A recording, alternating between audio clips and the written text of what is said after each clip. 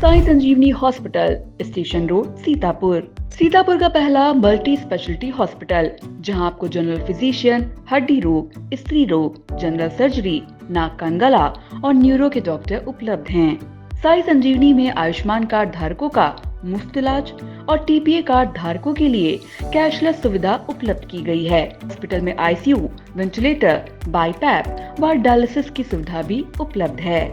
Sai Sanjeevani hospital, station road, Sitapur. At SEI, my feet trace the ancient rhythms of our heritage, weaving stories of culture and tradition.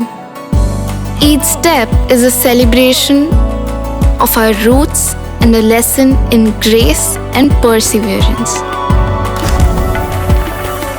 Singhania Educational Institute, cultivating knowledge. Honorable Member Sri Anand Bhadoria ji. धन्यवाद सभापति महोदय। आपने मुझे तटीय पोत परिवहन विधेयक 2024 पर अपनी राय अपनी पार्टी की तरफ से रखने का अवसर प्रदान किया है। सभापति महोदय, हम लोग इस सदन में जब से चुन करके आए हैं, सरकार की तरफ से कई सारे विधेयक प्रस्तुत किए गए, लेकिन ज्यादातर जो बिल आए हैं उसके दो कारण हमें समझ में आए। एक तो रिकॉर्ड पर रिकॉर्ड बनाना कि हम इतने अमेंडमेंट लेकर के आए हैं, हमने इतने पुराने नियमों में संशोधन किया है, और दूसरा कहीं ना कहीं जो आम आदमी है उसके व्यापार के बिना पर, उसकी जरूरतों के बिना पर, उसके व्यापार के हितों की अनदेखी करके जो बड़े व्यापारिक मित्र हैं उनको कहीं ना कहीं लाभ पहुंचाने के लिए विधेयक, अमेंडमेंट, बिल लाने का काम हो रहा है। जो दर्जनों जो तटीय पोत परिवहन विधेयक आया है, सभापति जी, हम कहने को तो मछुआरों के और तटीय इलाके के लोगों के हितों को लेकर के आए हैं, लेकिन ऐसा तो नहीं। हम 1 अप्रैल को जब आज चर्चा कर रहे हैं 1 अप्रैल को, तो कहीं ना कहीं ये मछुआरों के लिए एक धोखा साबित होने का काम हो।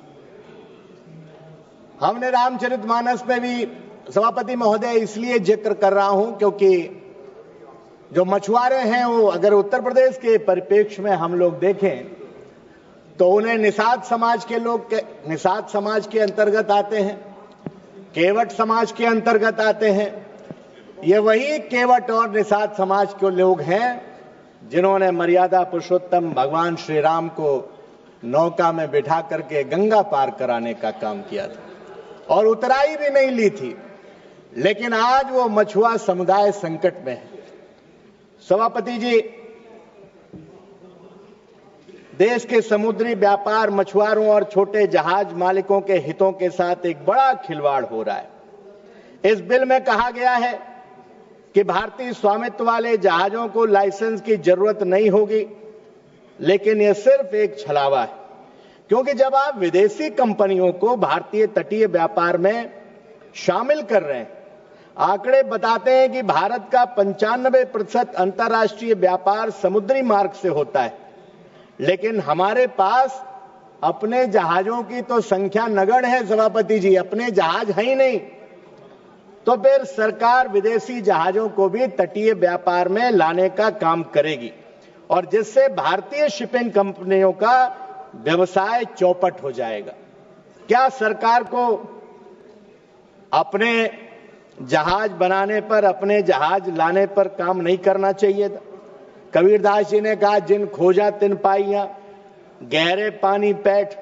लेकिन सरकार गहरे पानी में नहीं उतरना चाहती, केवल विदेशियों को लूटने का रास्ता देना चाह रही।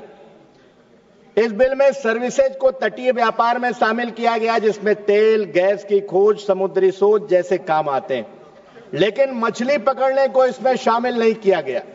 यानी बहुराष्ट्रीय कंपनियों को तटीय इलाकों में ड्रिलिंग और खनन का अधिकार मिलेगा।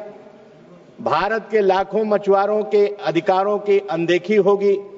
क्या यही सरकार का सबका साथ और सबका विकास है? कहीं ना कहीं मछुआरों की आवाज को दबाना है। इसलिए हम कहना चाहते हैं सभापति जी, कुछ मछुआरों के हितों पर भी काम करना चाहिए। उत्तर प्रदेश में जब समाजवादी पार्टी की हुकूमत थी, माननीय अखिलेश यादव जी मुख्यमंत्री थे, उन्होंने मछुआ आवास देने का काम किया था।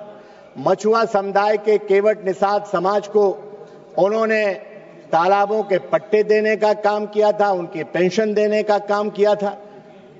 तो क्या माननीय मंत्री जी को इस तरीके की कोई योजना नहीं लानी चाहिए जिससे इस मछुआ केवट निषाद समाज के लोगों का कल्याण हो सके? उत्तर प्रदेश की सरकार ने तो ये जो जातियां हैं इनको SC ST का दर्जा देने के लिए माननीय अखिलेश यादव जी ने प्रस्ताव बना करके भेजा, लेकिन वो भी अभी लंबित है। सरकार निषाद केवट समाज को आरक्षण नहीं देना चाहती। इसलिए सभापति जी हम कहना चाहते हैं, पुराने कानून में बिना लाइसेंस तटीय व्यापार करने पर 6 महीने की जेल या 10,000 रुपए का जुर्माना था। अब इस बिल में बढ़ा करके 15 लाख या कमाई का 4 गुना कर दिया है। ये किसके हित में है माननीय मंत्री जी? बड़ी कंपनियों के लिए तो ये छोटी रकम है, लेकिन जो छोटे जहाज मालिक हैं, जो मछुआरे हैं, वो कैसे इतना बड़ा अर्थदंड दे पाएंगे? इसलिए सभापति जी, इस बिल में डायरेक्टर जनरल ऑफ शिपिंग को यह अधिकार दिया गया है कि वो किसी भी जहाज को जब्त कर सकता है। ये प्रावधान सरकारी दमन को बढ़ावा देगा कि क्या ये सरकार का ईज ऑफ डूइंग बिजनेस की जगह ईज ऑफ हैरेसमेंट नहीं है? इसलिए सभापति जी मैं कहना चाहता हूं, आज मछुआरों का खाली हाथ और आंखों में पानी, यही मछुआरों की यही कहानी। सरकार उनका समंदर छीन रही है और आंखों में पानी भर करके छोड़ रही है। सभापति जी, इस बिल में राष्ट्रीय तटीय और अंतर्देशीय शिपिंग रणनीति बनाने की बात कही गई है, लेकिन इसमें 2 साल का समय दिया गया है। यानी सरकार के पास कोई योजना तैयार नहीं है, वो बिना सोचे समझे कानून ला रही है। आपका इशारा मैं समझ रहा हूं। मैं एक बात कह करके अपनी बात समाप्त करना चाहता हूं। माननीय सभापति जी, ये बिल राष्ट्र विरोधी है। इस बिल में भारतीय समुद्री हितों को बेचने की तैयारी है। ये छोटे जहाज मालिकों, मछुआरों, देशी शिपिंग उद्योग के लिए विनाशकारी है।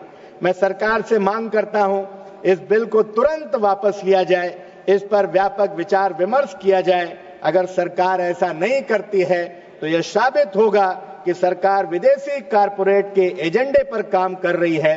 अंत में सिर्फ यही कहना चाहता हूं, सत्ता के दीपक जल रहे हैं पर मछुआरे अंधेरे में हैं। चौराहे पर खड़ा हुआ विकास सिर्फ भ्रष्ट तंत्र के फेरे में है। आपने समय दिया, आपका बहुत बहुत धन्यवाद। Sagar School is a place where we ponder our kids with care and creativity. We provide students the room to explore their imaginations and enhance their education. आपका बहुत बहुत आभार। महज 28 दिनों में 1,20,00,000 दर्शकों की संख्या हुई पार। हर रोज 4.5 लाख लोग आई इंडिया को रहे देख। 2,10,000 घंटे किया जा रहा वॉच। 17,000 नए बने सब्सक्राइबर। प्रतिदिन नए कीर्तिमान गढ़ रहा। खबर आपकी, नजर हमारी वाला आपका आई इंडिया। आई इंडिया को मिल रहे प्यार के लिए आपका तहे दिल से शुक्रिया।